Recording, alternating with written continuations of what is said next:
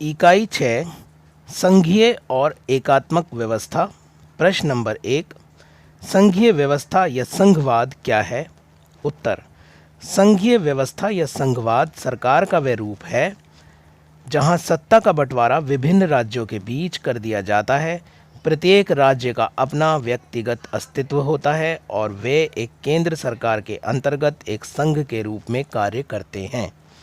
प्रश्न नंबर 2, संघीय व्यवस्था का इतिहास और विकास के बारे में बताइए। उत्तर, 18वीं शताब्दी के अंत में अमेरिकी स्वतंत्रता युद्ध में 13 उपनिवेश ब्रिटेन नियंत्रण से मुक्त हुए और उन 13 स्वतंत्र राज्यों ने एक परिसंघ की स्थापना की। तब पहली बार सरकार का संघीय स्वरूप अस्तित्व में आया।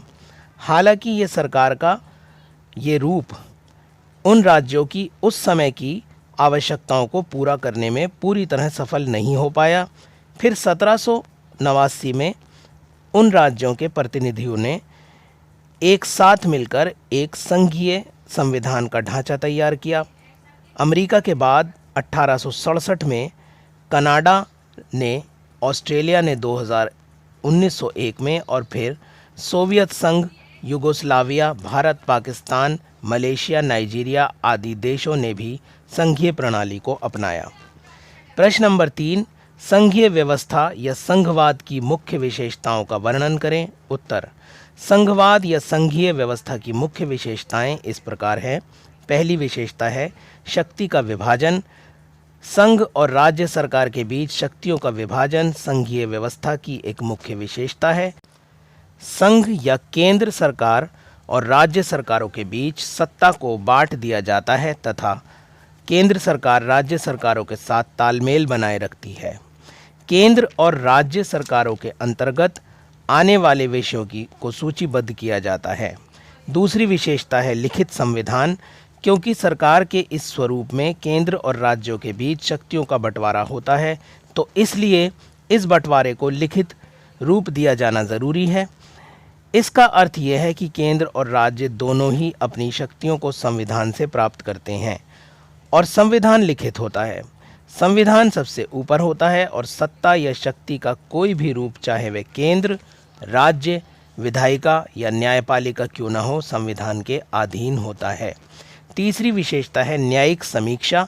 ये ज़रूरी है कि संघ यानी केंद्र और राज्य सरकारों के ऊपर एक शक्ति हो जो ये तय करे और नज़र रखे कि केंद्र और राज्य सरकारें उन्हें दी गई शक्तियों के भीतर कार्य कर रही हैं या नहीं। संविधान की व्याख्या करना, केंद्र और राज्य के बीच होने वाले कानूनी विवादों का फैसला करना, किसी भी अधिनियम या कानून को गलत या शून्य घोषित करने का अधिकार भी सर्वोच्च न्यायालय के पास है। प्रश्न नंबर 4, एकात्मक व्यवस्था क्या है?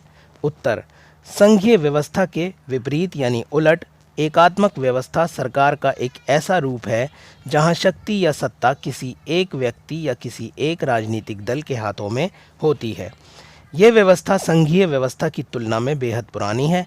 प्राचीन समय में राजशाही और सामंतवाद के पद चिन्हों पर चलकर आधुनिक समय में एकात्मक व्यवस्था ने अपना रूप ग्रहण किया है। एक भाषा या कभी कभी धर्म के आधार पर राष्ट्र को संयोजित या संगठित किया जाता है और राज्य का एकात्मक स्वरूप अस्तित्व में आता है। इंग्लैंड, फ्रांस, इटली, हॉलैंड आदि इसके उदाहरण हैं। प्रश्न नंबर 5, एकात्मक व्यवस्था की मुख्य विशेषताएं क्या हैं? उत्तर, एकात्मक व्यवस्था की मुख्य विशेषताएं निम्नलिखित हैं। पहली विशेषता है केंद्रीयकृत सत्ता।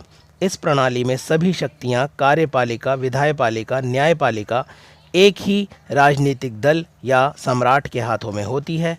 वे चाहे तो शक्तियों को निचले स्तर पर बांटे या ना बांटे। दूसरी विशेषता है अस्थायी शक्तियां। ये राजनीतिक दल या सम्राट को जो सत्ता में है अगर चाहे तो स्थानीय या क्षेत्रीय स्तर पर शक्तियों को हस्तांतरित यानी ट्रांसफ़र कर सकता है, लेकिन यह हस्तांतरण अस्थायी यानी कुछ समय के लिए होता है। वे जब चाहे इन शक्तियों को वापस ले सकता है। तीसरी विशेषता है लचीला संविधान। एकात्मक व्यवस्था का संविधान एक कठोर संविधान नहीं है। आवश्यकता पड़ने पर या जनता की भलाई के लिए सरकार इसमें आसानी से बदलाव कर सकती है, इसलिए ये एक लचीला संविधान होता है। प्रश्न नंबर 6, संघीय और एकात्मक व्यवस्था में अंतर स्पष्ट कीजिए। उत्तर, प्रश्न नंबर 3 और प्रश्न नंबर 5 में दी गई विशेषताओं को आमने सामने रखकर संघीय और एकात्मक व्यवस्था का अंतर स्पष्ट किया जा सकता है, या यूं कहें कि प्रश्न नंबर 3 के उत्तर और प्रश्न नंबर 5 के उत्तर से आप इस छठे नंबर वाले क्वेश्चन के आंसर को खुद बना सकते हैं।